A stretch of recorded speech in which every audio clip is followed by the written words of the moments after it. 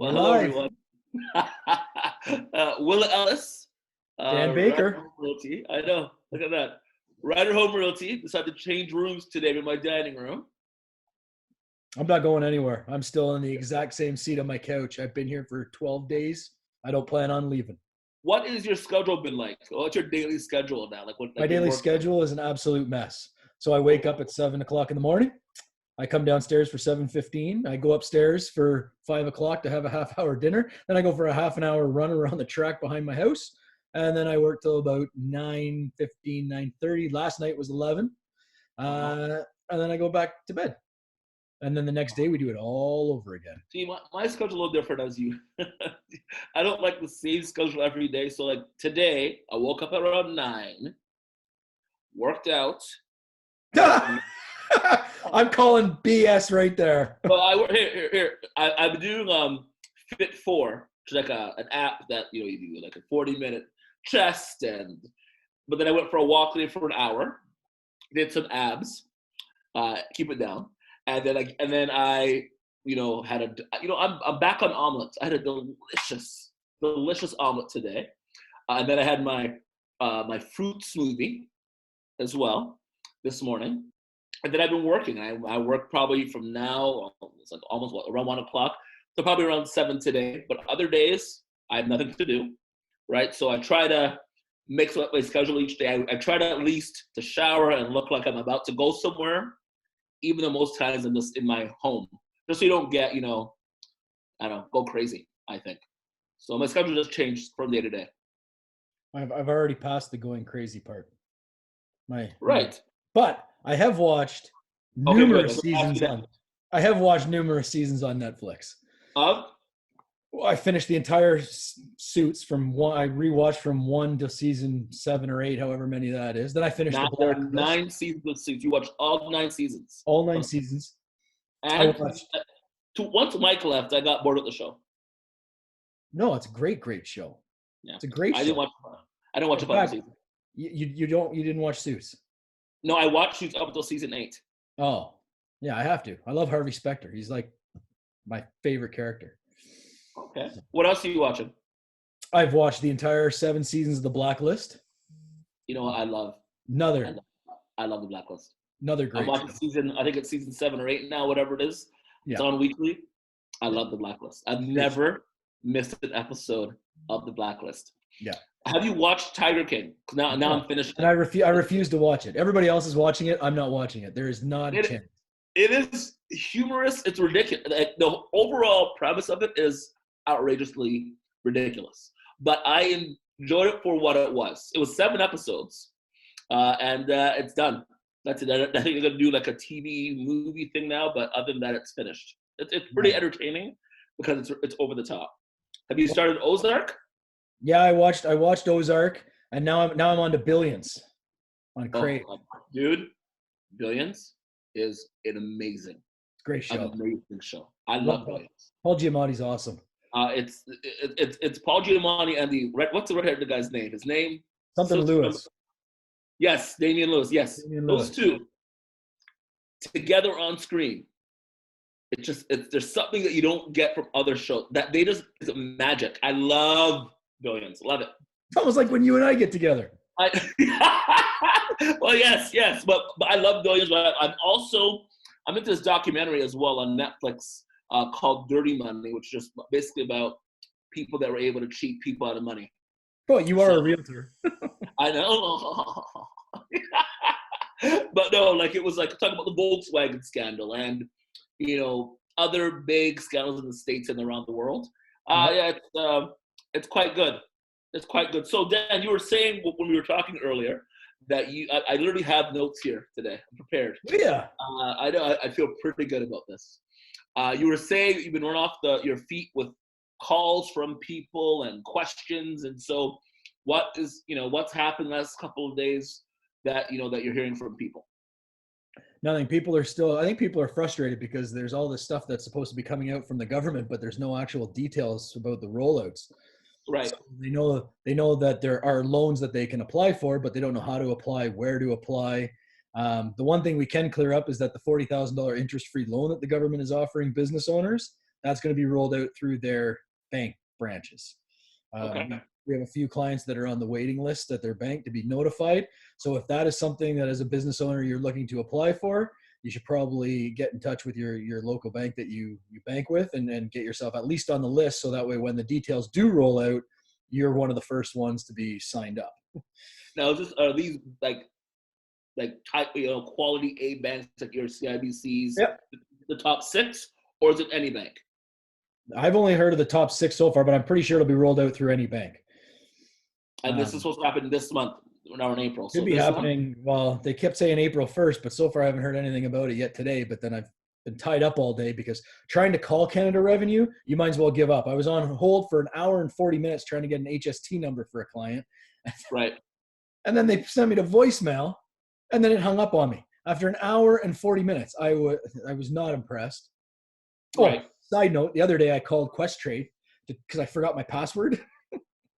I was on the phone for 3 hours and 17 minutes and 47 seconds. They came for me for my run. Then I was in the shower when the lady finally said hello. I had to jump out of the shower, almost killed myself, breaking my neck to grab my phone just to change a password. Is there not a way to just change up your password online? Like what year is this? Well, I tried, but I locked it out. So once you've messed up your password 3 times, then they lock you out and you have to call in. Well, it's secure then. I mean, I guess. I mean, I would assume calling any kind of financial institution right now would be ridiculous. I mean, banks are open, so it's absolutely insane. I went to the bank. I don't know why I was at the bank the other day, and the lineups, like you thought they were serving food or something. It's crazy in there. So many people in there right now. So between your banks and showing people homes, you're not really practicing good social distancing. God, get out of here. I am. Here's the thing. I come from a world where I was here during the blackout. Remember the blackout? I remember the blackout. I drove all the way to Grimsby to get a case of beer. Right. So the blackout, I witnessed something. When the debt machines all went down, I said to myself, I need to always have a few dollars available, like on hand, in case you never know what could happen. Right. Your banks could go down or power can go out, whatever. So that's what I was doing. I was going to the bank to take out money out of the bank machine in my car. So I don't go into. Who let me go into a bank? I don't know. But that was really smart that you just told the whole world here that you've got lots of cash sitting at home. I have lots of money, but I have a few dollars. Let's just say, like, for instance, I ordered food the other day, and for some reason, my bank card wasn't working, so I had cash. You see, nice. That's how I think. But yeah, you need to have a few dollars on you. Like, honestly, we can't really go out anywhere, so you're at home and you want to order in food, you need to be able to pay for it somehow. So there's that. Are there any questions from people with regards to, pulling on investments, be concerned about what's going on in the stock market, anything like that? Well, people always overreact, Will. Right. So we fielded we field questions all the time regarding the stock market and what people should do. But at this point, the best thing that you can do is just wait. Right. Like people are comparing this, and I laughed. Someone was comparing this to the Depression. I'm like, the Depression was, foreseen and took a long time to set into place.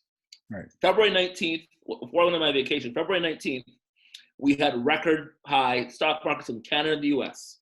Right. By March 18th, they're down by like 30-40%. People are freaking out.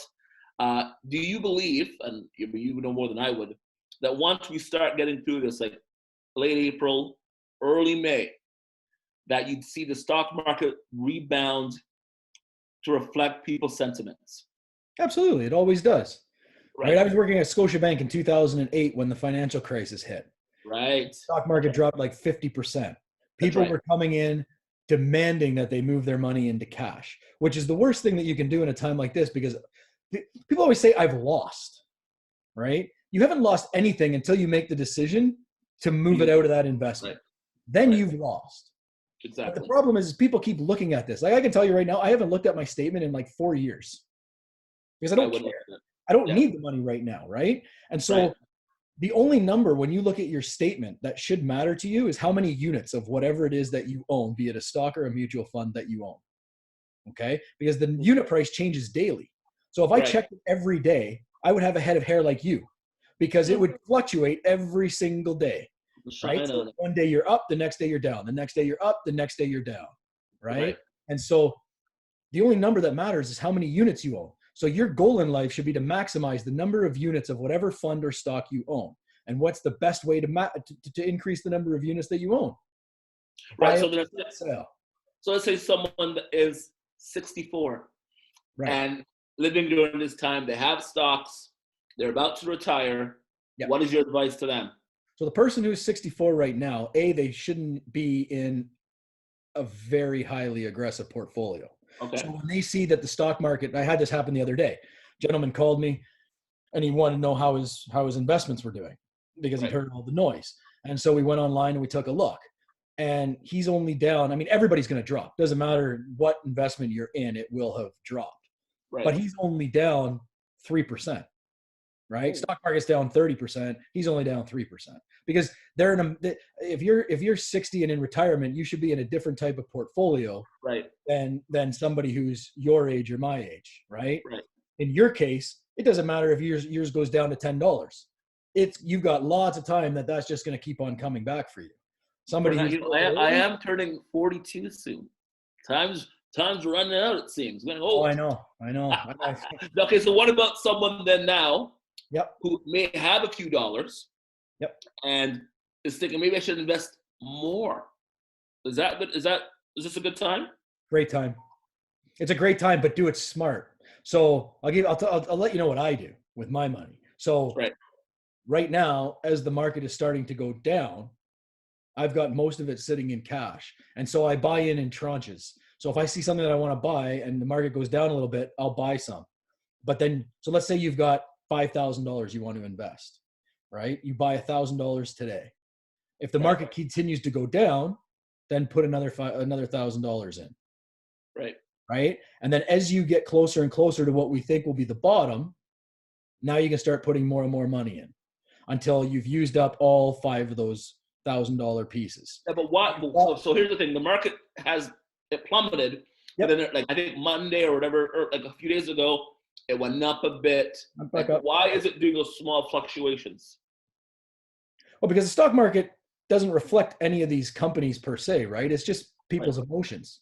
So what happens is you see a stock like Air Canada, which has plummeted from $54 a share 3 weeks ago down to today it was at 14, right?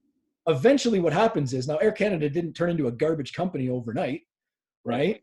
So, but what happened is investors get scared because their earnings are going to be showing is horrible for the next probably 2-3 quarters. Even after this is done, it's going to take a while to get those earnings back. So they take their money off the table.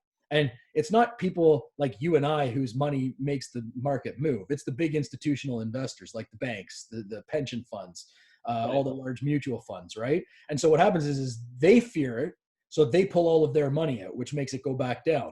Once that price gets to a certain price point, then they start realizing and go, hey, Air Canada was at $54 3 weeks ago. We can buy it for 14. So now they put money back in because they see it at a low, and it'll go up a little bit.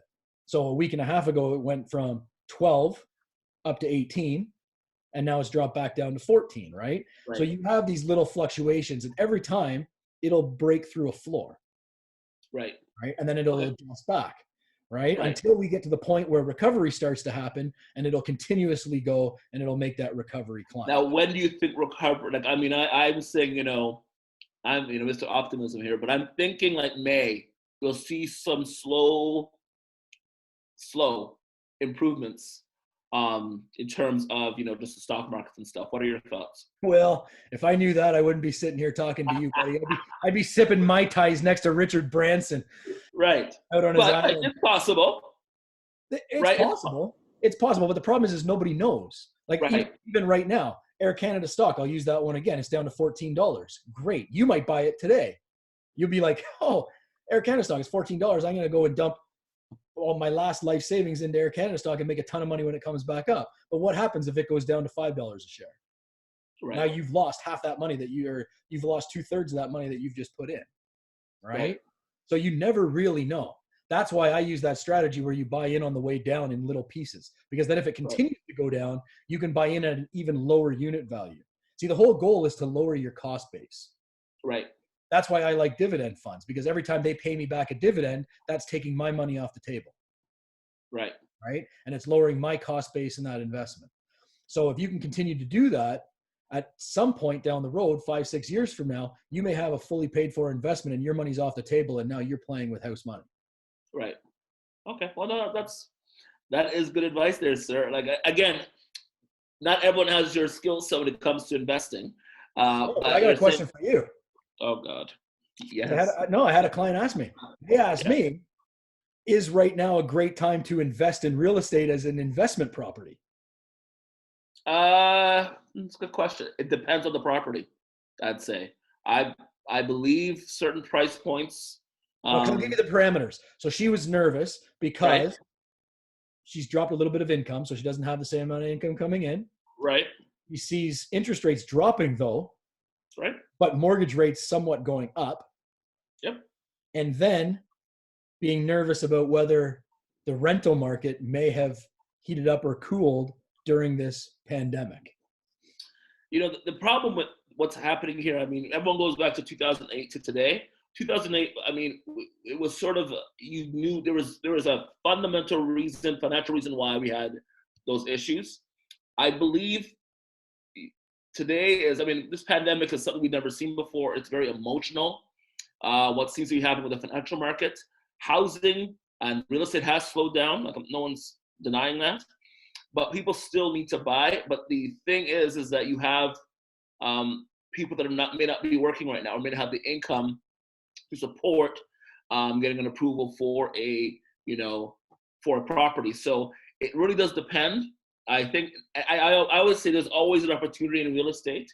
It just depends on who you're working with, the team you have behind you, and the kind of property you're looking at buying. Rental. I mean, today's April 1st, so we've heard in the news, oh, renters, shouldn't have to pay the rent, blah blah blah. But the reality is that someone has a mortgage on that property, and that's not their primary property. They're not going to be able to get, probably, in my opinion, I don't know, I'm not a banker, you would know, a mortgage referral on a investment property. Who knows really what the parameters are? Do you know those parameters for, as someone is a mortgager on a rental property? Not well enough. Yeah, Not well not enough. well But enough. that's why in a Yeah. future episode, we're going to bring on a mortgage specialist. Yes, we need to. We certainly do, because we're just talking out of our asses here. But the point I'm trying to make is that it really does depend. There's so many things happening right now around real estate, around finances, around emotions, that, as an agent, I'm still living it every day, but we're still seeing properties sell for over asking in bidding wars. So it really does depend on the individual. If someone has a job, like my wife's in insurance, has a job that is pandemic proof, then banks are going to have a bit more confidence giving you money versus someone that might be in a job that might be good today, but if this continues down the road for another 2, 3, 4 months, the job may not be there. So who knows right now, really? See, and that's why I love talking to you, because you Right. provide an honest approach to Right. real estate. I know. Yeah. Every agent can say, "Oh yeah, it's a great time," but we are living this day by day with everyone else. I would say if you are financially smart, you have, a good amount of money saved, and you invested wisely, and you are in a job that you can see being pandemic proof, and you being able to afford it down the road, then yes, and certainly I'm working with clients that have jobs that are recession proof, or maybe retired and has a steady income stream, that of course can get into a home. But again, every situation has to be looked at differently now in this current situation. And the other thing I've been telling people is now is probably not a great time to make a snap decision, because I when agree. you're in a place of fear and anxiety, the decisions that you make are usually not The the best. the best thought out ones, right? And But yeah, I and actually also shared a, go and ahead. also with real estate, it's everyone, everyone's like, we wanted to wait till the spring market to put a house on the market. It's now spring. We're now 2 weeks in, and now the spring market is this crazy pandemic market. So will the spring market be delayed until June? If I wait, if I put my property on again, certain price points will still get traffic versus a home that's at a higher price point or needs renovations, etc. So every situation needs to be looked at differently. I do believe some homes are pandemic proof at a certain price point. So if you are a person that's thinking about putting your house on the market, you sort of think about, how would it look like, when the market starts or when the pandemic situation gets, eases up on the restrictions. And then now, not only yourself, but, 1,000 other homes in Durham Ridge will go up on the market in the same week. Will have the same impact. We get the same kind of bang for your property being on the market. Or if you did it now, well, we have less homes hitting the market at your price point, knowing there are buyers out there. So it really is something. I mean, every situation has to be looked at differently. That's awesome advice. So why don't we tell the people what's coming up? We do have quite a few things in the. They say the hopper. The hopper. We're gonna have a real special guest on Friday. Yes. Right, Ryan Day. Ryan Day talking. I mean, they are announcing the employer benefit either today, who knows, or tomorrow. And he's going to go into the ins and outs of that, which I think is important for small businesses and for people that employ people. Yeah, he's very, very smart on the HR side. He is very good. He's going to have a lot of really good information for both business owners and employees. Exactly. So looking forward to that. And then we're working on putting on a mortgage specialist. Yes. Yeah. Yes, which I think is important. I mean, as an agent, I don't live mortgages. I talk to mortgage people all the time. I think it's important that people understand that, every situation is different, and it's important that you get proper information. Do not go online and look on Facebook or look on whatever blog, because information, I find information today, like, that people share is ridiculous. Like, just talk to someone that lives this every day. Tell them your situation, and then, because your situation will not be the same as your friends, your brothers, your sister, your cousin. Every situation in real estate or in any kind of financial environment or situation is different. There are always different variables. So this is I'm very excited to hear from the mortgage person that will be able to give us, insights. Then we're also looking at debt counselor. Yes. Who is your debt counselor? Might be very important by the time this is all done. Yeah, but yes, exactly. And again, and how can someone, it'd be interesting to see if someone during the pandemic could now evaluate how they spent their money. Because now that you're home, you're probably not spending as much money on, like, coffee and gas and this and that. So how are you able to now apply those savings to paying down debt or investing? That's what I'm interested to hear about. Yeah, and then I'm looking at a health and fitness professional. But if you're doing sit-ups and walking for an hour, like, I'm not even going to recognize you by the time we're done this thing. Let's be serious. I do that so I can eat and have a couple beverages. But the reality is it's a great way to just clear your mind. And apparently that helps your immune system fight things up by moving every day. So I'm doing that. It does. And so we'll bring somebody on that'll give us some advice, maybe some easy to do home workouts. Perfect. And we'll get that out to the people. And if anybody else has any things that they want to potentially hear about, put it in the comment section, shoot us off a message, and we'll see what we can put together for you. Perfect. Awesome. Time to go. That's it? Yeah. Are we done for today? Yeah, we're done for the day. Well, good. Well, thank you, everyone. Thanks, Dan. And we'll see you soon, guys. All right, Will. Great seeing you.